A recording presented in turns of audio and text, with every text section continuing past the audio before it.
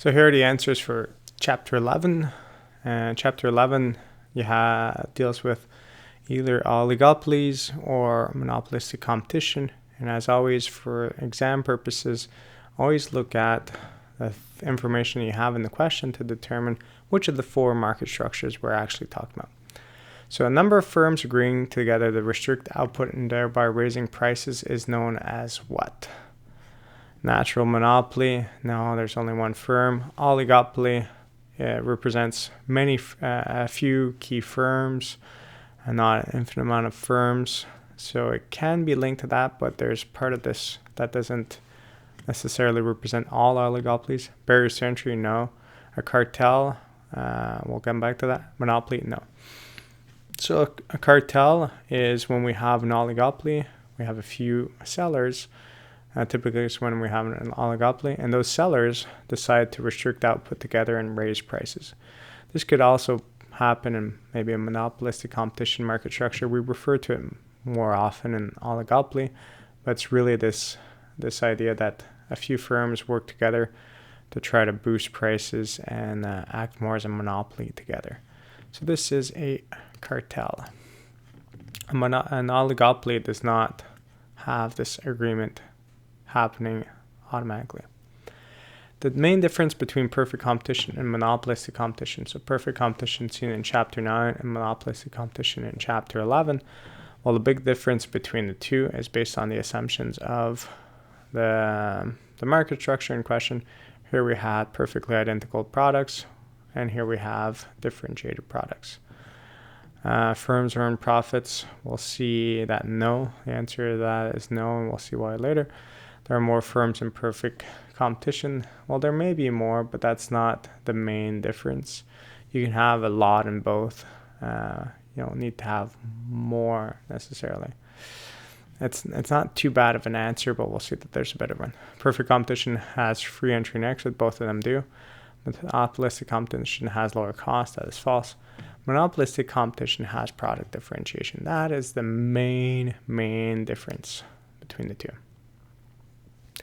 So keep in mind that even though it may have fewer sellers, the main difference is that idea of product differentiation or identical products. The payoff matrix shows that the payoff the firms A and B from producing different levels of output. The number in parentheses are payoff to A, payoff to B. So this payoff goes to this firm, this payoff goes to this firm if both produce 1,000 units. So refer to 11.3. Nash equilibrium in this game is what? Well, to answer this, you could either go one by one and see if one person has an incentive to deviate, or you could go through the dominant strategy concept that we've covered in this chapter. If you go through dominant strategy and you see that both have dominant strategy, when they both play their dominant strategy, it leads to a Nash equilibrium. But if we just verify, we could see, is this a Nash equilibrium? Well, they're both making a lot of money, but firm A, if they can change their mind, would make more. So it's not a Nash equilibrium. It's not a situation where no one wants to deviate from this situation. So this one isn't. How about this one here? Firm A is making a lot of money, but B is not making so much. B would want to deviate to here.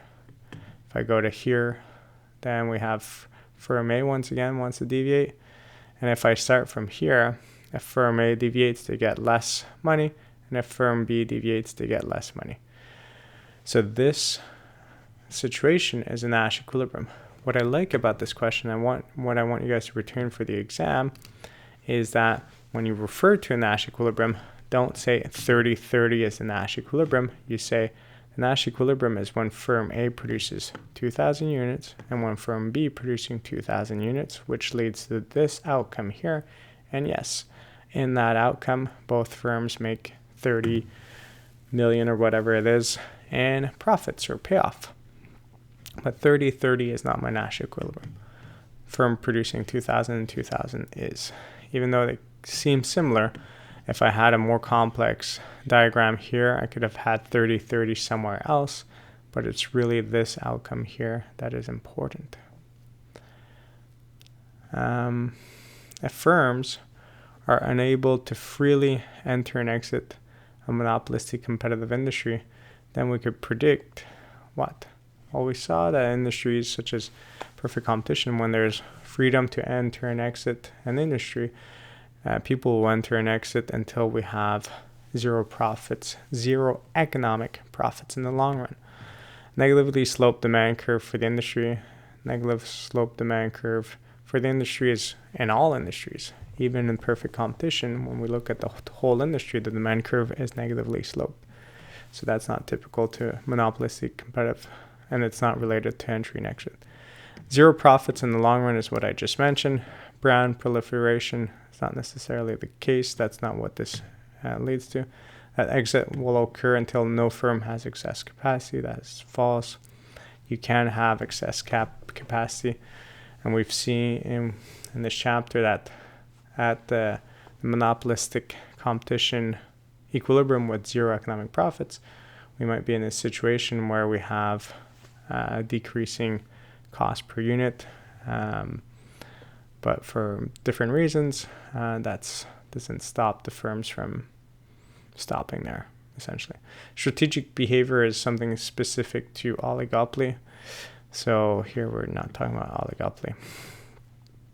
One of the reasons cartel are considered unstable is that, well, if we looked at the above situation in game theory, we could see it there that even though we would want to minimize production and make more profit, it's unstable because you always have an incentive to backstab the other people and make more money. So that's why it's unstable. Individual members of the cartel have an incentive to violate the cartel agreement and produce a different quantity.